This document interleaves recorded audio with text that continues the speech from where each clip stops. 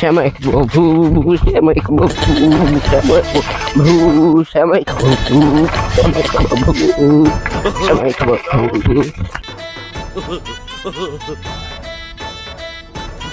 আব্বা শ্যামাই খাবো আব্বা শ্যামাই খাবো শ্যামাই খাবো আব্বা শ্যামাই খাবো।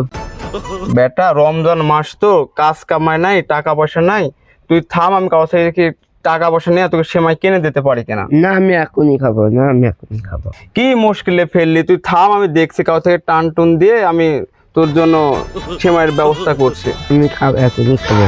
না বেটা তুই খেলে, আমি দেখছি। ছোট মানুষ সেমাই না খাওয়ালে তো পারা যায় না। কি মুশকিলে ফেললো, কাছে টাকা পয়সাও নেই, যাই দেখি তো কাছে টাকা পয়সা পাই কিনা।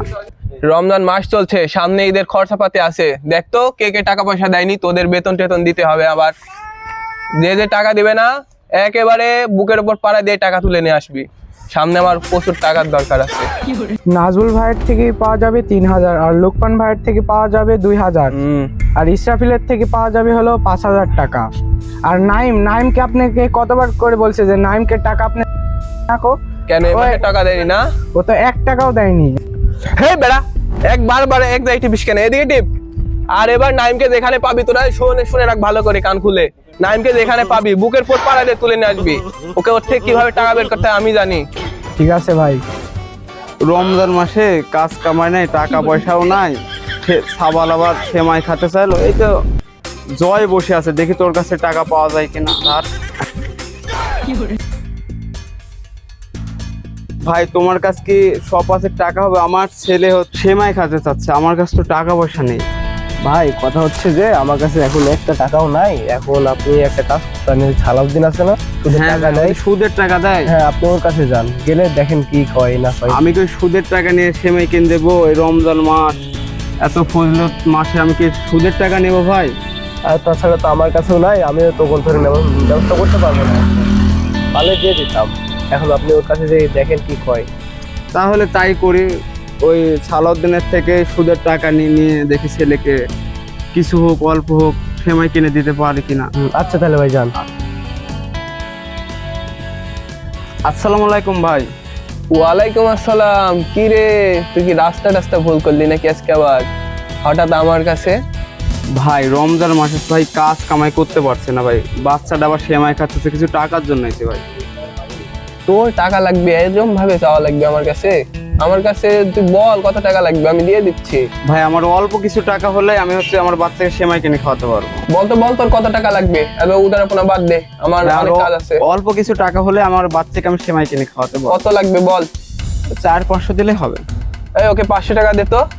আর মাসে তুই যতদিন ইচ্ছা রাখিস, মাসে শুধু মাসের টাকা 200 টাকা করে দিয়ে যাবি, তাহলে হয়ে যাবে। 500 টাকা তুই যতদিন ইচ্ছা রাখিস, সমস্যা নেই আমার। ভাই এত টাকা লাভ? তোকে তো বললামই, শোন, আমার কাছে টাকা নিলে আমার কাছে এই 200 টাকাই দেওয়া লাগবে। 1 মাসে 30 দিন, এই 200 টাকা বেশি হয় নাকি রে আবার? এই দে তো, দে 500 টাকা দে। আর নাম আর তারিখটা ভালো করে টুকে রাখ, আর আজকের এই তারিখে কিন্তু আবার মনে করে 200 টাকা দিয়ে যাবি। আচ্ছা ভাই, আচ্ছা আমি এই তারিখেই আমি 200 টাকা দিয়ে যাবো ভাই। আপনি উপকার করলে অনেক ভালো করলেন ভাই। আর এইভাবে কত 500 টাকা উঠবে তোরা জানিস? মনে করে যে ওকে 500 টাকা দিছে, 3 মাসে আমার আবার ডবল টাকা হয়ে যাবে, আর আসলটা তো পড়েই থাকলো। এটাই হচ্ছে সুদের কারবার। আমি তো এইসব কাজ করেই তোদের মতো 3-4-5টা সব পুষে রাখি। তোরা যখন এখানেই থাক, আর তুই টাকা গিলে তুলে আন, আর আমি আর একটু কাজ আছে, আমি একটু কাজটা করে আসি। আর মনে করে টাকা তুলে আনবি, আর যদি কেউ না দেয় আমাকে বলবি। কিরে রাস্তার উপর টাকা গুনতে কই থেকে আসছিস? ভাই আমার ছেলে সেমাই খাচ্ছে, সুদের পর সালাউদ্দিনের টাকা নিয়ে যাচ্ছে আমি সেমাই কিনতে। তুই না রোজা নামাজ করি, সুদের উপর টাকা নিলি, তুই জানিস না সুদ খাত নেওয়া এবং দেওয়া দুটাই হারাম? ভাই কি করব ভাই, ছোট বাচ্চা। তুই এক কাজ কর, তুই এই টাকাটা ঘুরে দে, তুই আমার সঙ্গে বিকেলে দেখা করিস, আমি তোকে টাকা দিয়ে দেবো, ওই টাকা দিয়ে তুই ছেলেকে সেমাই কিনে দিস। আচ্ছা ঠিক আছে ভাই, তাহলে আমি তাই করি। তুই এখনই যে টাকাটা ফেরত দে সালাউদ্দিনকে, আর কখনো এই সুদের দিকে আগাবি না। আচ্ছা ভাই, তুই নামাজ রোজা পড়া মানুষ, তারপরে তুই এই কাজগুলো করতে চাই, রোজা রাখিস, তাহলে হলো? যা এখনই করে দেয়। আচ্ছা ভাই, আমি এখনই ঘুরতে যাচ্ছি।